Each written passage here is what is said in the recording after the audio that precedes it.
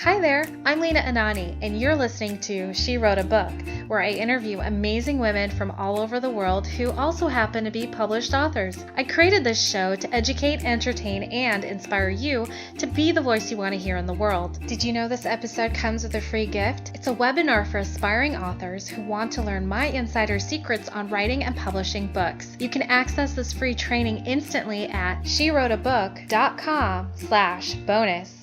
Now let's get started.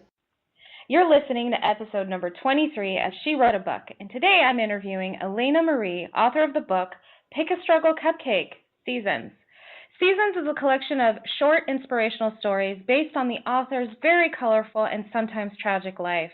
The tales touch on problems many can relate to, from obesity, addiction, gay-lesbian struggles, divorce, depression, and separation. For 20 years, Elena owned several nightclubs and lived a life of excess. Eating, drinking, and celebrating far too much, she eventually found herself alone, bankrupt, imprisoned in her own home, weighing over 500 pounds with an addiction to food and alcohol. But she still found a way to change her life and believes you can too.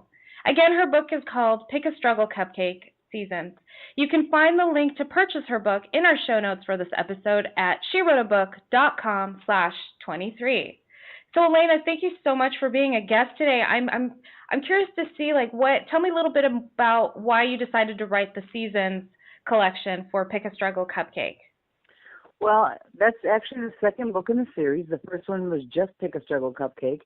And the whole thing started as a way to release the problems that were inside of my head. My counselor at the time told me, why don't you just start a blog, write a blog, which that's how it started. I started writing a blog, which turned into a website, which turned into a book at the request of everyone who read the website, and then it turned into a second book. So it's just been a crazy way to go. I don't know. So how did your second book get created? Was it also a collection of blog posts, or did you for this one did you sit down and write intentionally for the book? Well, everything was written intentionally for the book. I do share parts of the stories or some of the stories on my blog, but everything was written for the book. It touches on all different aspects of my life, so yeah, it was written intentionally. Very cool, very cool. So where did you come up with the title, Pick a Struggle Cupcake? Well, my mother used to tell me when I would come to her with so many overwhelming problems, she would tell me, you can't solve everything at once. So pick a struggle cupcake, pick one and take care of it. So when I was beginning this book, I thought about, man, what do I want to write about? The struggles of being gay and lesbian? Or do I want to write about my problems with alcoholism? Or do I want to write about being 528 pounds? So in my head, that came to mind. Pick a struggle cupcake, pick one, and write about it. So I wrote about all of them. Gotcha. So was Cupcake her nickname for you? Is that? Yes. Oh, okay. So when I originally read the title, I think I put the emphasis on the wrong syllable, as Austin Powers would say. So I thought it was like a struggle cupcake, you know what I mean? Pick a struggle cupcake. Right, every day you're dealt with a dozen cupcakes filled with struggles, and you pick one. Okay, well that's interesting.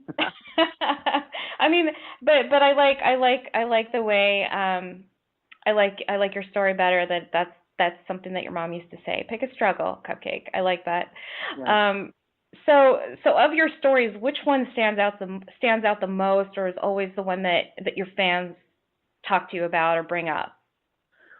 Well, the first book, this one is brand new, Seasons, but the first book, a lot of the stories that I write about are things that I was able to do once I lost all of my weight, because I lost over 250 pounds. So they like the real life stories about the first time I could go camping, or the first time I could sit down in a theater seat and watch a movie on the big Technicolor screen. Or in my new book, there's a story about the first time I rode a bicycle in 30-some years. So people love that kind of stuff, I guess. Very cool, very cool. So how did you, so what made you decide to lose 250 pounds? And where did that motivation and dedication come from? Well, back in 2000, I had a weight loss surgery to start with, which I was 528 pounds when I had the surgery. I had to beg my doctor to get me approved, and it took a very long time. And I thought it was the only thing that would save my life. I had sleep apnea, high blood pressure, high cholesterol, pre-diabetic. My legs are swollen like 3 times their normal size. I could barely walk.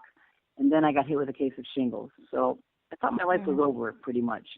And my doctor finally approved me for the surgery. I had the surgery. I lost 250 pounds. I was happy, had a brand new life. And then the recession hit, and things started going downhill. I started losing my business and losing my home, and I started eating again.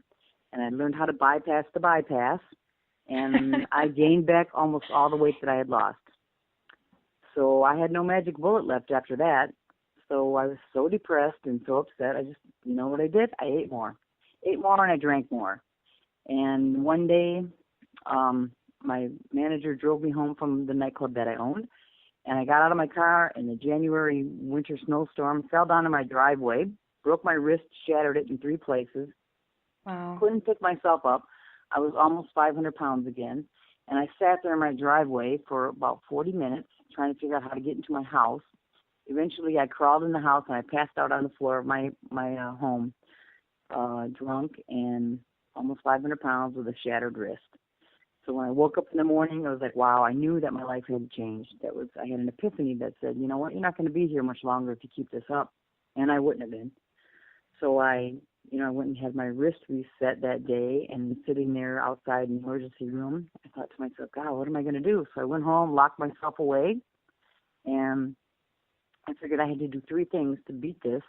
And one of them would be to lose weight and to stop drinking and to get some counseling. So that day, I decided to do all 3. I stopped drinking, and I found a Weight Watchers site, and I found a counselor. And I did all 3, and now I've been alcohol-free, and I've lost almost 250 pounds again, the healthy way, through Weight Watchers. And I did go to counseling for about 6 months until she said, you know what, you're ready to go off on your own. Go ahead, you're good. And I've been on a good path ever since. That's incredible. That's incredible. Was that your rock bottom when you slipped and fell? Yeah. Sitting there when I fell down and hit the ground, that was my actual rock bottom. That was it. Wow. That's amazing. It's funny that you said you learned how to bypass your bypass. I can actually relate to that. I had the lap band put in about 6 years ago. Mm-hmm. And I found a way to keep eating. Yep, you do. You find the cheats. I mean, if you're addicted to food, you can't. There's nothing. The only way to cure it is to work with your addiction. You know what happens to like about 75% from what I've read, 75% of people that have one of the weight loss surgeries is they transfer that addiction to something else. Maybe it's alcohol or drugs or even gambling or something else. They still have the addiction because they haven't tackled the problem. The problem is not the outside of your body, it's the inside of you. And that's what they don't teach you when they give you the surgery. They think, you think, oh, that's it, I'm cured, I'm better now. But really you're not. You're only putting a Band-Aid on a big problem. And my success was learning to deal with what was wrong on the inside. Yeah, absolutely. That's fantastic. Do you ever feel inspired to write a book specifically for people who've had weight loss surgery or people who are thinking about weight loss surgery? Well, I go around and I talk a lot about it. I tell both sides of the coin. I tell them about the weight loss surgery, and I tell them about Weight Watchers. And, not that Weight Watchers is the magic answer. It was my answer. It's not everyone's answer, but, that's what helped me. And so, I tell both sides of the story. And they can make their own decisions and their own choices. I mean, I guess surgery works for some people. Yeah, that's great. That's great. And that's kind of the approach you take with all of your books, is you're sharing your stories in hopes that the reader can come to their own conclusion on what they should do with their life and how to change their life. Yeah, that's really awesome. Very cool. So it's not a you should do this kind of book. Oh, not at all. It's my experiences. There are things, everything in these books has happened to me in one way or another. And I talk about the raw emotion, the feelings that I went through, and I don't hold back. I tell the exact way you feel. And that's what people love about my books is because, wow, you said exactly what I've been feeling. People don't understand. And people need to understand, like why you don't want to sit down in that little plastic chair out on the deck, when you go to visit somebody and you weigh 400 pounds and they say, have a seat, come on, have a seat. And you're afraid you're going to sit down and break the chair. Mm-hmm. Well, that's a real fear for people. It's a joke to some people, but it's a real fear for lots of people. That's why people hide themselves away in their homes. So. That makes a lot of sense. Mm-hmm. So another one of your struggles that you talk about is growing up gay lesbian. What is that about? What's your story there, and how was that a struggle for you? Well, I grew up in a small town, very small, 408 people, and I knew that I was gay and lesbian that I was a lesbian when I was a young kid. I could feel it then, and I knew it. And being in a small town, I felt like I was the only one. I found out later that I wasn't, but at the time, it felt like I was the only one. And that spurred a lot of my eating and depression when I was in college and stuff. And boy, I realized that there was something missing in my life. So that's part of the reason why I went on to open my own gay and lesbian nightclubs. I owned 4 of them over the years. And I felt like I needed to make a place where people like myself could go and feel at home and feel normal and, find other people just like themselves. And so that was, that's where that whole lifestyle came from, 20 years of owning nightclubs. Wow, that's so cool. It sounds like your whole life you've always been the kind of person who created a space for people to create some kind of self-awareness and allow themselves to explore their true selves. Yep. And so you did it with your nightclubs and you're doing it with your books. Mm-hmm. So that's pretty cool. That's great really cool. insight. Yeah. And what's great about the books is you're reaching a much wider audience. It's global and it's incredible. That's so cool. What do you love most about being an author? When I get a letter in the mail, which I get hundreds of letters now every week, saying, "You're my inspiration, you've made me want to change," that just melts my heart. It makes me feel so good, like all this means something. All the people that I help, it just means a lot to me. It is a great, great feeling. Awesome. Well, Elena, thank you so much for being our special guest today. We will have a link to your book in the show notes for this episode, and our listeners can find that at SheWroteABook.com/23 to learn more about our author and her inspiring book. Thanks again, Elena. It's been wonderful. Thank you.